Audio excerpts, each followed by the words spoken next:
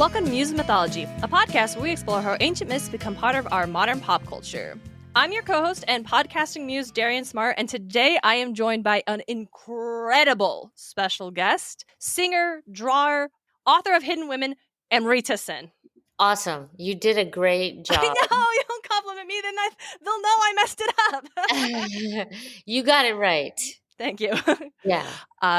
Please, I introduced you. Please tell my listeners about you as we're going to, dive into the amazing book and the stories you've written. But I'm not sure to what extent how many people can relate to this, but I think a lot of people can, is that when I was a kid, I really was able to do two things that kind of seemed unconnected, right? I really love to sing, and I have a lot of experience singing, a lot of training singing, and I really love to draw, and I have a lot of experience drawing and training drawing. Typically, throughout my life, I found that those two things are very hard to combine, and they still are. But whenever I meet people who are very good in music, I'm surprised that so many of them are also very good at drawing and painting.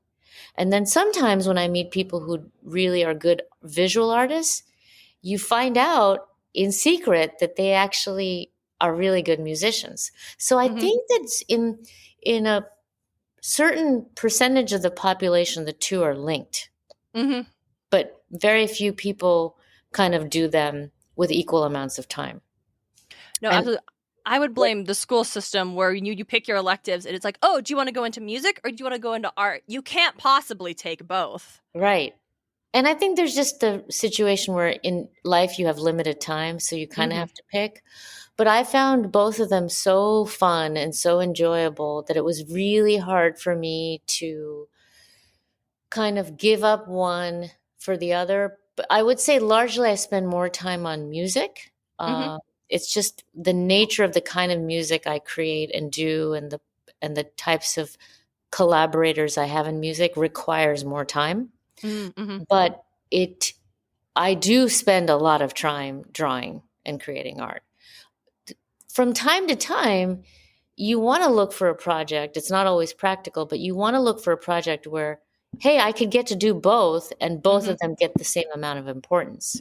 Yeah. So an audio book that had illustrations behind it was probably not, in that time period when I thought about it, was probably not the most practical thing to do commercially.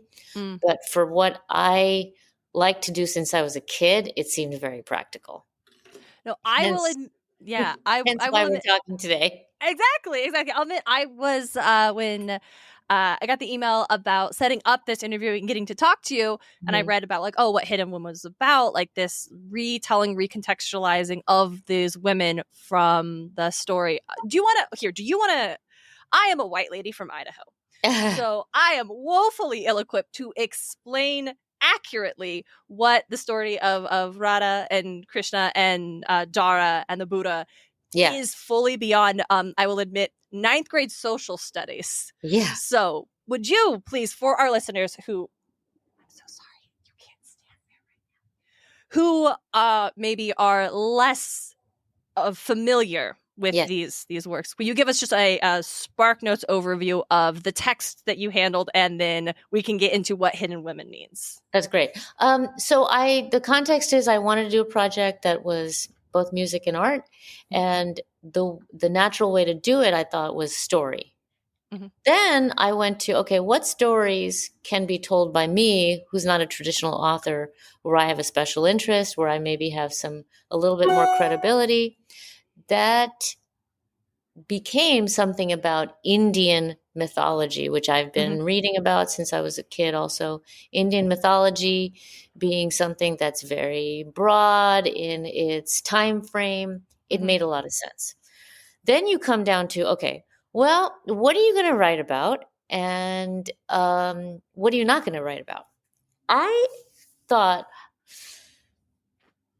let's pick one or two topics where it's mainly about women who were ignored in the writing of mythology. But now we live in such a society where maybe their stories get to be retold, Mm-hmm. refashioned, because those myths were written, I would say, between maybe 1500 BC all the way up to the time of Christ, right? Mm-hmm. So Radha Krishna originated in Hindu texts, which started coming into India around 1500 BC.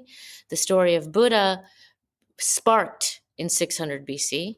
So by the time you had year zero, those Mm-hmm. mythologies were like in circulation. Yeah, they're The already stories, ancient. yes, they those stories were in deep circulation, right? And they were in deep circulation with the guy being the hero. Yes. The dude was the king, and he was the guy, and anybody else that was in his ecosystem got real estate. They got some props, but perhaps not to the extent that we would do it. If we were to write those stories today, Yeah. we might have written it differently. So that was the idea between hidden women. Okay, so you got these really powerful guys. They started their religions. They were considered to be gods. They had all this wisdom. But what is the likelihood that at the time they were strongly influenced and inspired by women in their lives? And Mm-hmm.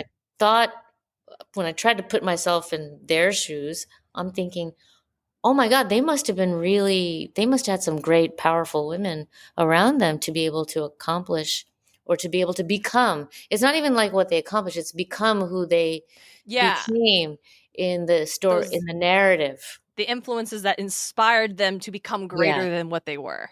Yeah. So then it becomes, when you frame it like that, you start to really sit down and write your beat structure and say, okay, Mm-hmm. like what are we not going to include in the story? What are the most important beats? So Yeah. I'll do the Buddha one before I'll tell you about Buddha before I talk about Radha Krishna. Buddha, I Absolutely. have much more fairly researched. There's a lot more. Um, there's some very powerful texts written about his wife Mm-hmm. and some books written about his wife, which became part of my research. So I'll just tackle Please. that one Yeah, first. that's great. He was Buddha. Siddhartha Gautama was married to his Mm-hmm. cousin Yashodhara. He decided to leave and go on a journey of asceticism. And through the 7 years or so where he was an ascetic, he left his house, he left his riches and his palace. He became the Buddha. He found nirvana. He started a religion. When he came back, she very much wanted to be part of the movement. In fact, Mm-hmm. she had a movement, Yashodhara had a movement called the Bikini movement. She was not accepted into the movement quickly. It was not Mm. until much later where her movement, her parallel movement, was equally impactful that Mm-hmm. he had to accept her into the movement. Oh, interesting. Yeah, that's fact one. Mm-hmm. Well, or at least we think it's fact one, right? When none of these facts we know to be true. We just Mm-hmm. kind of read things and you cobble together things. We The call other it thing, fact and we take it with a grain of salt. All the yeah, salt in the ocean. Yep. all of it's story, right? When you're dating Mm-hmm. back to something that old, they're all stories anyway. But They're that's also, yeah. one set of stories. The second set of stories is he did leave, and she was taking care of the child for the time he was gone. She was Mm-hmm. the parent. She was the parent. She was a Yeah. single mom. I mean, Mm-hmm. albeit she was in a palace and she had lots of financial stability, and she was the king's daughter-in-law, so it wasn't like she was in a one-bedroom apartment uh, and homeschooling her kid. It wasn't Mm-hmm. that, but she was effectively a single parent. Mm-hmm. And And there's still she, the emotional and like labor that goes into that. yeah, and then when he came, he met his son for almost for the first time. So that takes a lot of guts Mm-hmm. on both, for both. And I think my other hypothesis is that when he left, I think they were both in on the mission. I think he Oh. got an agreement from her saying, "Yeah, I want to go do this. I support you." Because it was kind of fashionable at the time to go in and start a Oh. Mm-hmm. religion. Like here you Yeah. here you start tech companies, right? Now you start Mm-hmm. tech companies. Back then, when things were tribal and there were kingdoms and there were chiefdoms and there wasn't a centralized state, Mm-hmm. finding things that consolidated society in terms of ideas Mm-hmm. was probably something you did, and it happened quite often. But it took a lot of family support. It took a lot of resources to be able to go do that, right? So I think Yeah. that my guess would be when he went out and said, "I'm going to start Buddhism." I think she was very much a supporter, and she was in on the original idea. Mm-hmm. What makes you? Where does that interpretation come from? Because that's not something you had in your story, Right. unless I totally I misunderstood. But That's coming from people. I've done in the process of writing the story. I interviewed a lot of people who were experts on mm-hmm. Siddhartha, and I had read a lot of texts and articles about what his situation in life was at the time he left, Mm-hmm. and it was a very, very um, talk about nobility. I mean, he was in, they were very wealthy. His father Mm-hmm. was very wealthy. They were up in the north of India and they owned land as far as their kingdom could see. Mm-hmm. And she was inside the family. So the idea that he would just walk out and leave without proper communication with all the family members just doesn't make sense to me. Oh yeah. Okay, that tracks. Yeah. So you kind of have to just, as you're writing a story, you have to, anytime you're writing a movie or a TV show or any story, you have to try to kind of date back to like what likely was something that is explainable to the audience, Mm-hmm. like what Yeah. is believable. What cultural cues would Mhm. the audience of the time have understood that are unspoken that we have Yeah. lost? Yeah. And it's like when I finally wrote the story, it's not like I took that, but I basically made it something where the fundamental beat structure Mm-hmm. was that they were very much soulmates before he left. Yeah. Mm-hmm. They had an understanding between themselves spiritually that they didn't want to see the suffering of the world continue. They didn't believe Mm-hmm. in this um, rich is rich and poor is poor. They believed somehow that wealth should be distributed, Mm-hmm. somehow that people shouldn't just have this unnecessary suffering. Mm-hmm. And they were both in on that idea. And that Yeah. is very much captured in the story when she's Yeah. like, look, I don't understand. She's like, I just simply do not get why people have to beg for food continuously when your dad is so rich, Mm-hmm. when his walls are made of gold, when he gets fed his lamb chops on gold plates. Why is it that the guy literally outside the palace has can't even eat? That doesn't make sense to me. And he says to her, you are so right. It doesn't Mm-hmm. make any sense. So Yeah. I'm going to try to find out not only how do you cosmically understand this nature of the high and the low and the suffering of humanity. Mm-hmm. Yeah. I really did love in this one's Doris Tree. Me saying it to our listeners and not to you, who knows that, Yeah, that the communication between Dara and Siddhartha was so good from the jump, and just yeah, how they talk to each other, and then the honesty, and then the trying to, at least Siddhartha trying to like understand, and then encountering Dara, that like coincided with him suddenly realizing that the world is not all comfort and wealth and the that's right. idea of suffering, and her being like the inspiration, like the Yeah, inciting factor of how he that's right. comes to see it. And then the fact that when he goes back to Palace, he doesn't just forget about that. Like she That's is right. there, and that relationship with her encourages him to continue to reflect on this, and like all the things you said, like why is the highs and lows, and like why is this Yeah, just the way of the world? right. That was, oh, I love that. So talk about relationship goals. Oh my And God. and I think you said it beautifully, much better than I can articulate it. Is that the fundamental reason for them being is they influence each other, and Hmm. it starts off as a 50-50 spiritual relationship between the two of them. Yes. Hmm. It starts off is nobody's better than the other.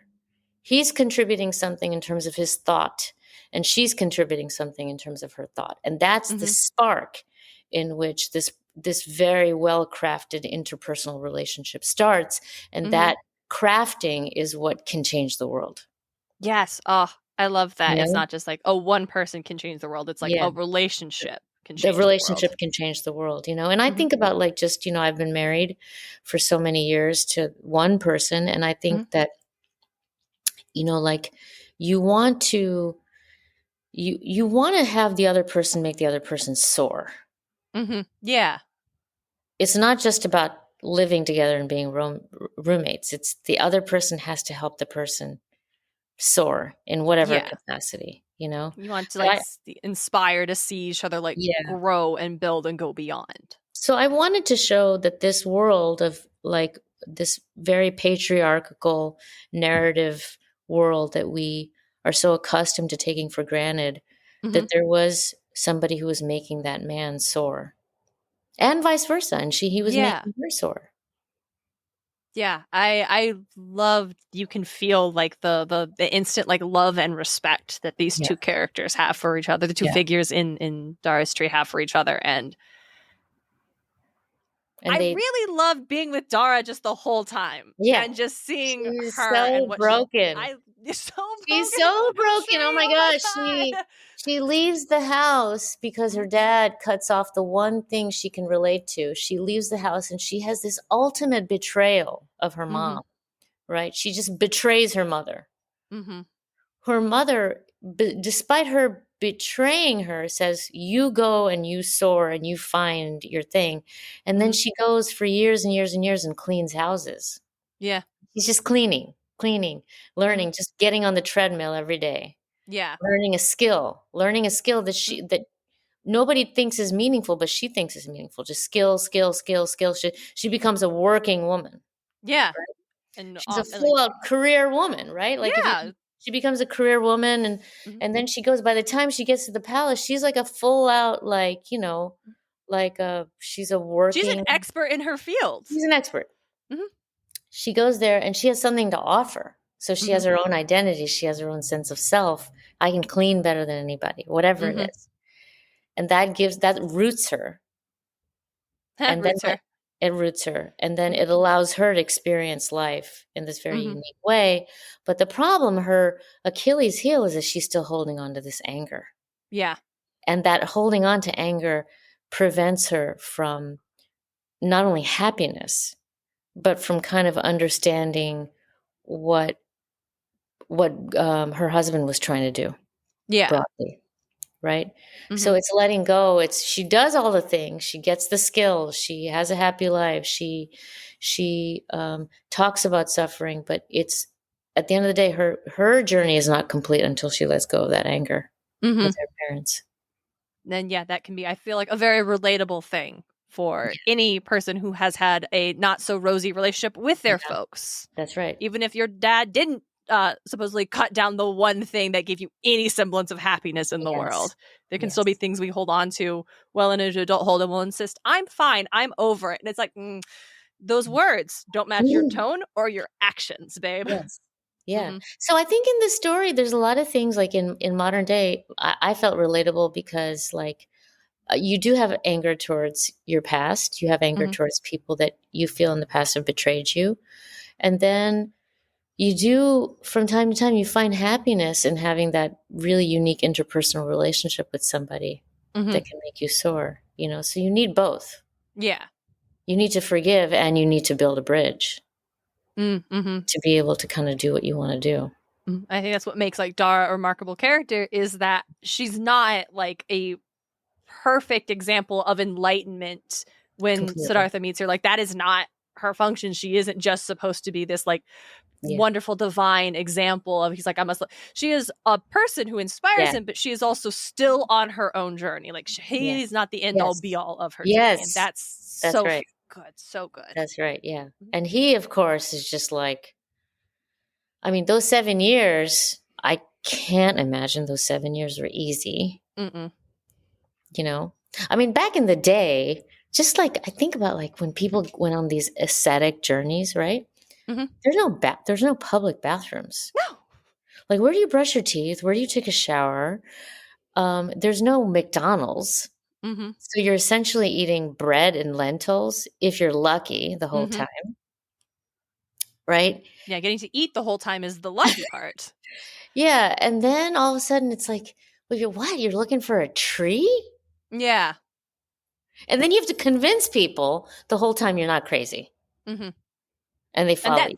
and then that you who elected to leave your home and eat maybe bread and lentils the whole time and are searching for trees, like, and that's what makes him remarkable is that people did, and he People found did the do that. tree. Yeah.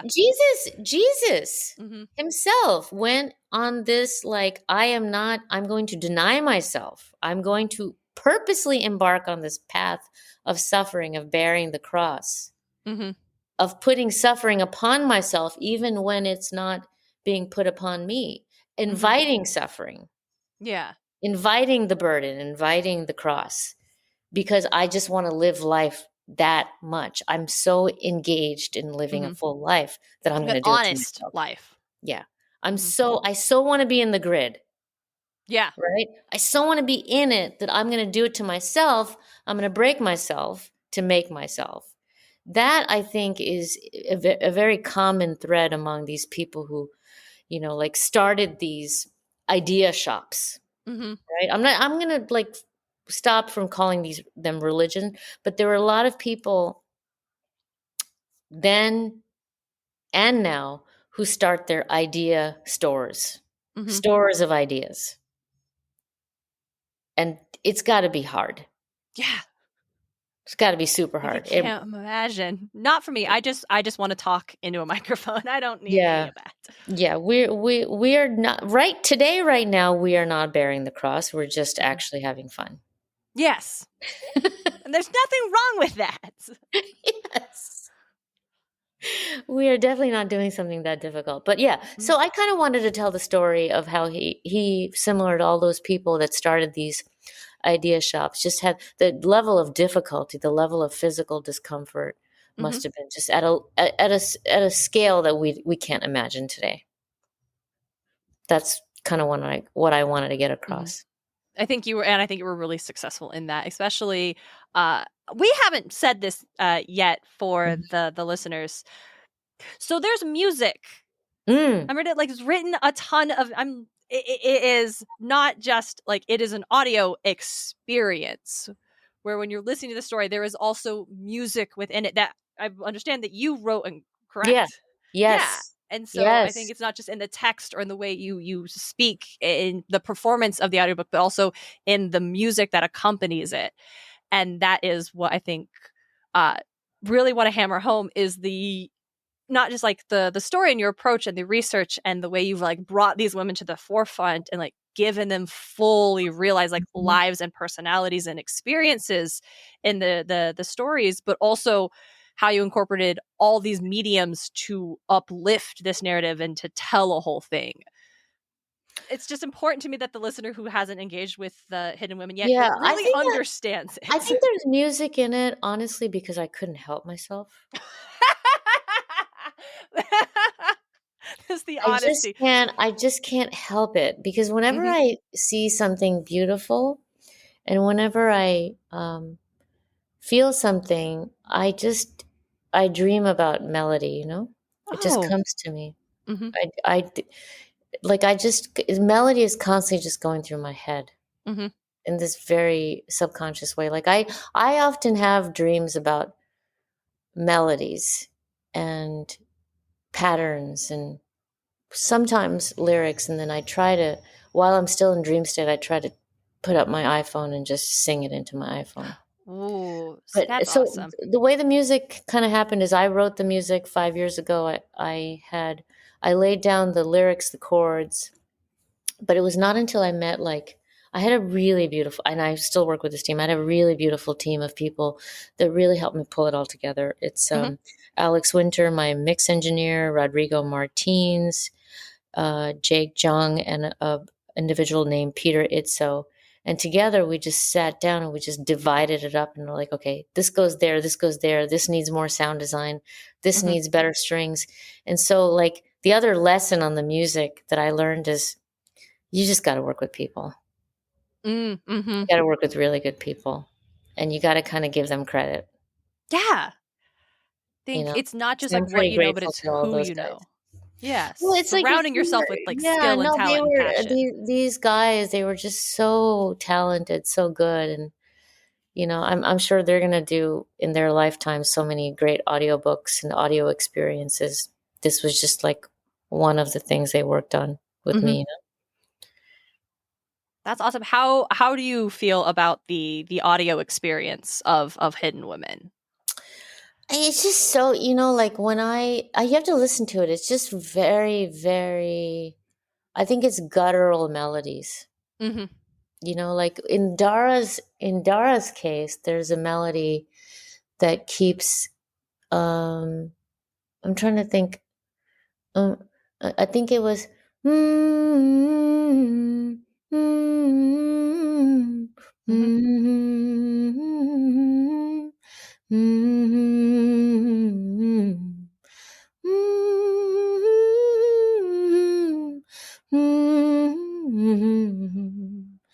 mm, mm, and it goes on. And when Uh-huh. I kind of really got into the grits of that melody, I was like, that really sounds like her personality.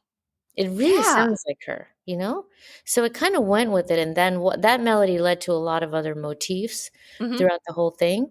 So it was like a trunk that led to these branches of melodies and Oh. Hmm. motifs. But it really started with that 15-second melody. That's really cool. I am not musically inclined whatsoever, but I love people telling me about the creation of music because Yeah. it just seems like a kind of magic. It really spoke. That particular set of lines really spoke to me about her, where she was coming from. Hmm. Should we pivot and talk Yeah. about our other the Yes. what would you use a cosmic and eternal Ramakrishna. love? This is a little bit simpler in its beat structure. It's Hmm. basically, but complex nonetheless. The mythology that I have heard throughout my childhood Hmm. about these two people, right, is that he was this god who had many wives and was like sort of a player Hmm.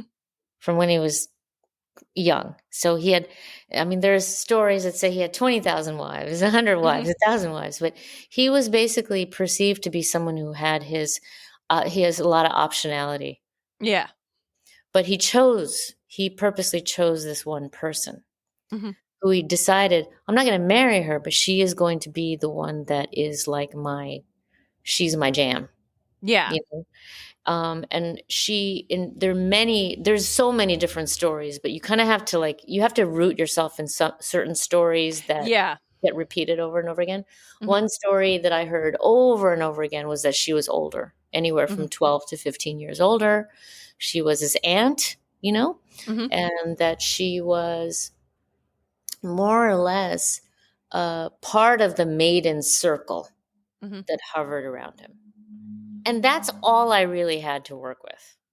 That's not a lot to That's work it. with for what you That's it. created. Yeah, the problem is you could do a lot more, but then you are running against other stories. So you're Mm-hmm. contradicting other stories.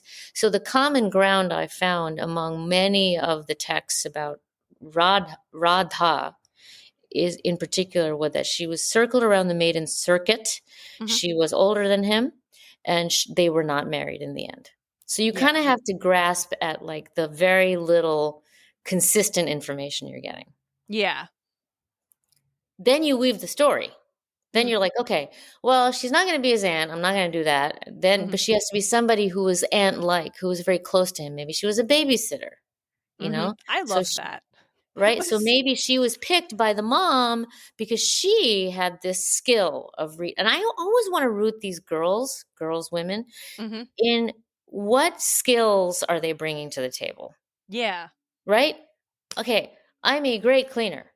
Radha, from the very age, she's a great bookbinder. She reads a lot of books. She understands. That She's was. very learned from the very beginning. Hmm. Education is at the root of her personality. So I Yeah. really wanted to have her already have that. in her DNA Yeah. before she meets him. It Mm-hmm. was That very was not, important to yeah, me. like that's what she is already separate from her Yes. experience with Krishna. I thought that was very, like, the fact that, like, Radha and Dara both are coming, like I said, as fully realized people already with, like, Yeah. lives and experiences. I, Yeah. as someone who has done a lot of, like, usually like Greek and Norse and Egyptian mythologies, like, you don't Yeah. get to see women coming into the frame already fully realized Yeah. creation and telling basically the man being like, well, I want to be on her level, so I'm gonna Yes. get there. Like, Yes. that's beautiful to get to experience. Yes. So she comes to him with all these things, abilities that she could do. And he even says to her, look, you're so smart. You're so good. You're so good. I got to write these poems for Mm-hmm. my 100 wives. I can't do it. I'm just a flute player. Yeah, But that you, is Rhoda, verbatim you exactly are what the passage so just said. learned. You're so good. And she's like, I don't know. I can't do it. Yes, you can. I can. But when she comes, she's like Edgar Allan Poe. She's Yeah. so good. Mm-hmm. She's just Like, amazing. And every time he takes one of these poems that he reads, and then his life gets enriched, and there's meaning in his mm-hmm. life. And then finally, by the time they're both of the marrying age, Mm-hmm. then they get confronted by, wait a minute, you and I are not supposed to get together. Mm-hmm. There's a big problem here. One is you're poor, I'm really rich. Mm-hmm. I'm a god, you're not. Mm-hmm. And oh, and this little thing called age difference. Yeah. So the reason I kept those things intact is because I wanted to show when two people have common ground, you could still make it, it's so impactful that all of these traditional social contract things can be thrown out the window.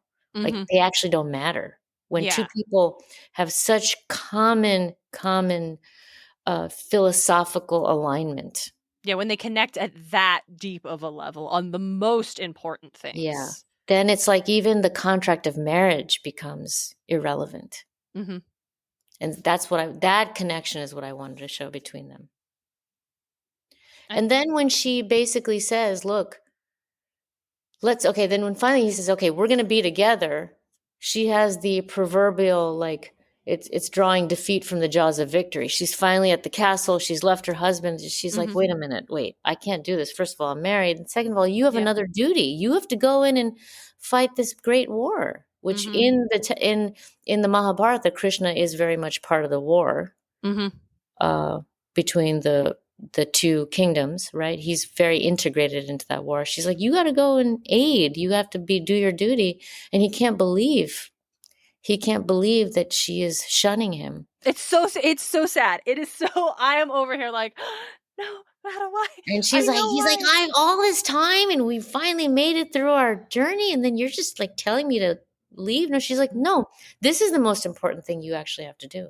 You got to Yeah, leave. You duty got to is fight the such war. a big deal to her from the time she's a child. Like, Yeah. so you establish that so over and over, and this Duty, doesn't. duty. Yeah, this doesn't feel like it's coming from left field or her inventing an excuse. It Yeah. really reads as like, no, she believes this. She recognizes and understands this in a way that he cannot yet. Yes. When he leaves is the beginning of their rapid transformation, both of them. Mm-hmm. He goes to becoming a regular man, which in a way is what he always wanted. Mm-hmm. He always wanted to just be normal. And in the end, what he gets is he becomes a normal person. Mm-hmm. That's what he gets.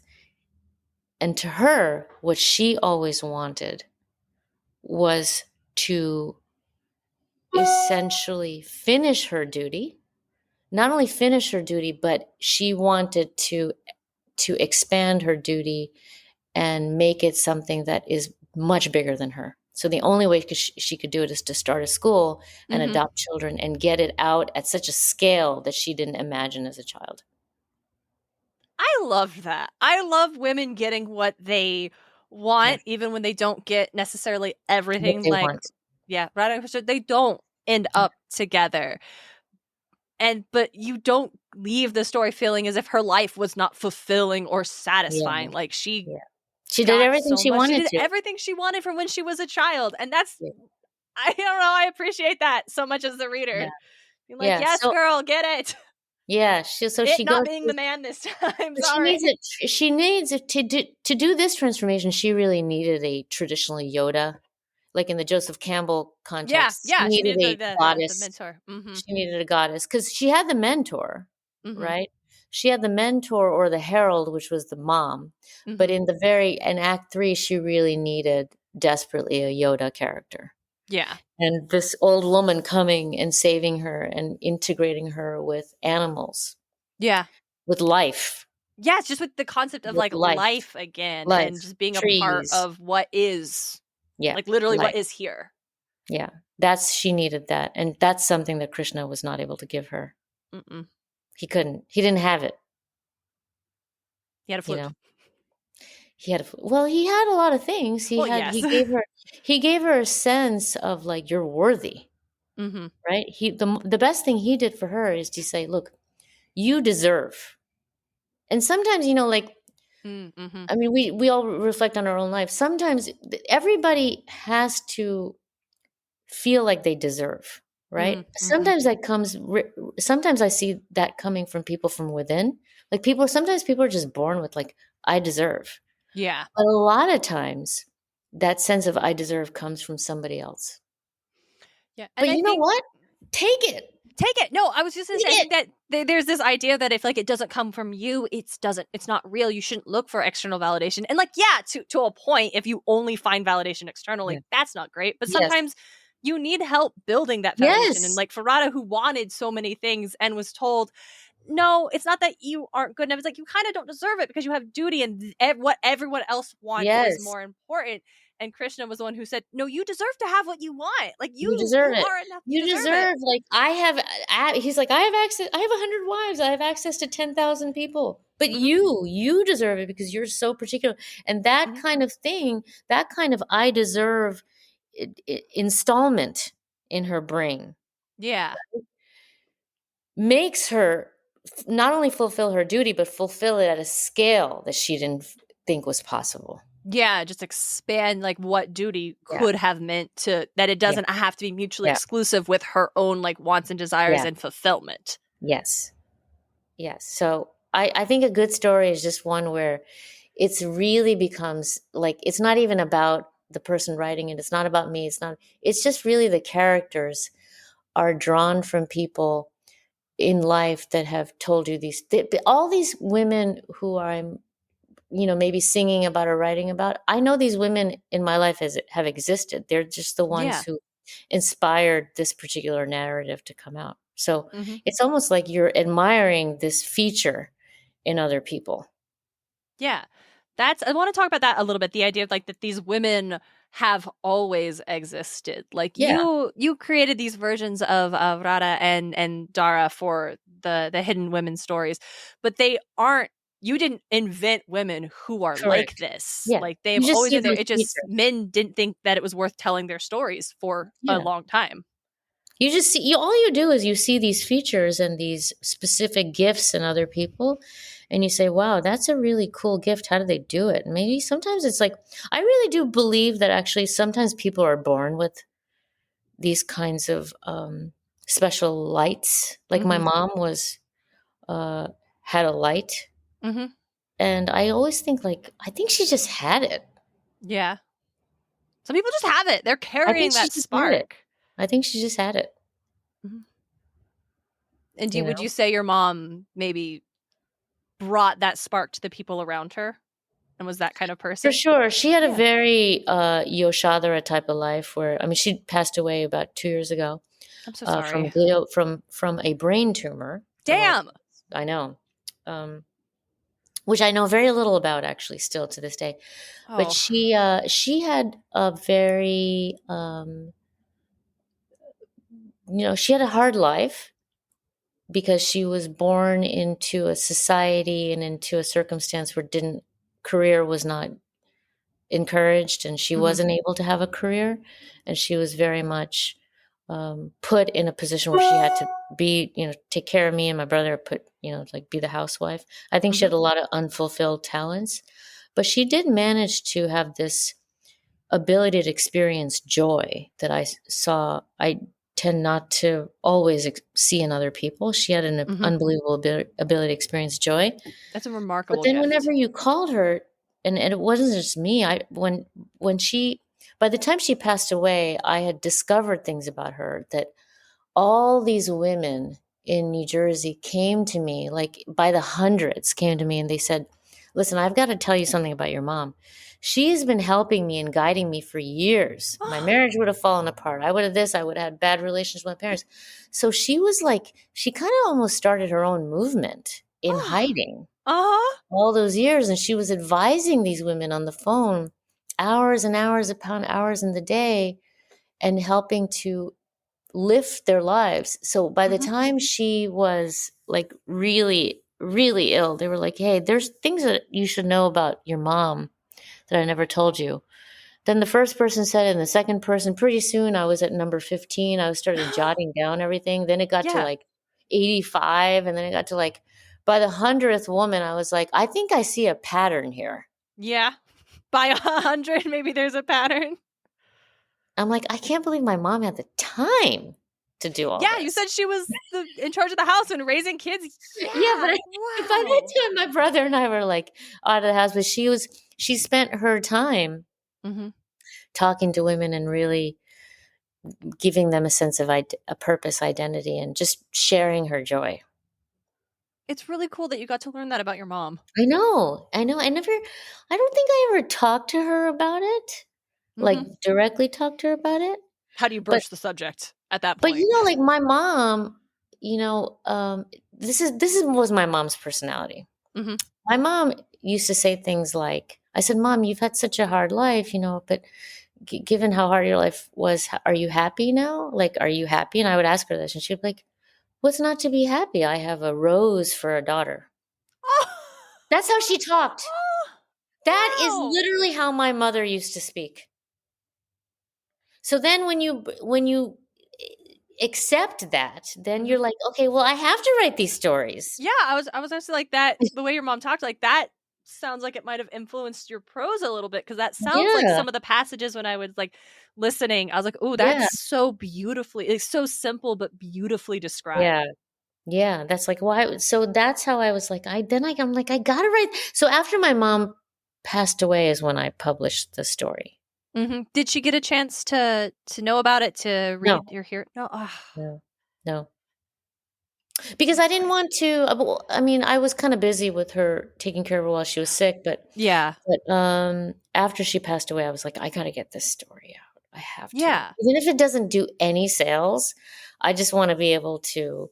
Sometimes you have to put that light in the world and let other people like be able to like access it, like your mom did. Yeah. So that's kind of wraps it up here. I got it all in like 45 minutes. Not too bad, huh? No, not too bad at all. I want to just we've talked obviously not nearly enough as we could have talked about this, but I think that's good, because it means listeners need to go and get the book. There's coloring books that go with it that I want. I need to just relax and re-listen while coloring these beautiful pages, or just listen again. Like, listeners, links, all that in the show notes, obviously. But please, what do you most hope people get out of engaging with these stories, either listening or getting the coloring books? Like, what light do you want people to get? Oh, you know what do I want people to? I think the only thing you want in something that's not a movie, like this is not a movie, right? All you want to do is strike an emotional chord. Yeah, that's all you really want when you have something like that's just see, it's not a transmedia thing. It's the start of a transmedia experience, right? I'm not sure if I'll ever have an opportunity to make this into a movie or to a TV show. So in the beginning stages of a project like this, all you wanted to do is hit hard. Yeah. That's it. And I just wanted people to be like, oh, I feel kind of happy but sad, but mainly happy. Yes, I finished Rana's letter. I was like, oh, I feel happy and sad, but oh, that was beautiful. And I'm like, oh, I've got Doris Treenix. And then that one like really hit me like a freight train. I'm like sitting on the floor in my bedroom like, I really wasn't prepared for this. Should have You want really. them to like hover between the happy and the sad thing, almost like a seesaw. Like, okay, what am I exactly feeling? Just, I think yeah, you know. reflect. Oh, creating anything that makes people reflect on their emotions is a valiant and powerful goal. And I will say you more than succeeded in that. So, Well, I'm really grateful you got a chance to listen to it. I mean, I know it's like in 2 hours, right? yeah, give or Yeah, take. yeah. Well, I mean, I'm grateful for the 2 hours you spent. I'm grateful that I got to spend those 2 hours, and I'm grateful that I got to spend this time with you. Thank you again so much for coming on the show and letting me get to enjoy your light. That was wonderful. Well, thank you so much, and we'll talk on the next book. Oh my gosh, yes, I would love If I that. ever Please, have the time to come up with it. I was say, please tell our listeners where they can find you and get more of you, and if there's a next Well, book look, where I they mean, learn about it. what I like to do is I'm involved in a lot of cool projects. I kind of I have my website, amritasen.com. Mm-hmm. It kind of lists some of the cool stuff that I'm able to do, and then like a lot of the people that I do it with. Yeah. So it's kind of like a collaborative little list. Perfect. Okay, website link. No worries. All right. Thank you again for joining me today and sharing your time. Listeners, thank you so much for listening. Go to the website, go check out Hidden Women. They're beautiful stories and they're such a great experience. I can't recommend it enough. And until next time, don't be like Zeus. Muses of Mythology is created and hosted by Darien and DJ Smartt. It's edited by Darien Smartt. The show is produced by Darien and DJ Smartt, as well as Tim O'Connor, The Crystal Conman, Nicholas Miller. Our music is Athens Festival by Martin Hain, and our cover art is by Audrey Miller. You can find her on Instagram at Bombshell Nutshell Art. Want more Muses of Mythology? Support the show on Patreon. Just $1 gets you exclusive bonus content. Get more at patreon.com/Muses of Mythology. You can also support the show by leaving a review at lovethepodcast.com/Muses of Mythology, or tell a friend why you love the show. Don't forget to check out all of our episodes and episode transcripts at musesofmythology.com. Thanks for listening.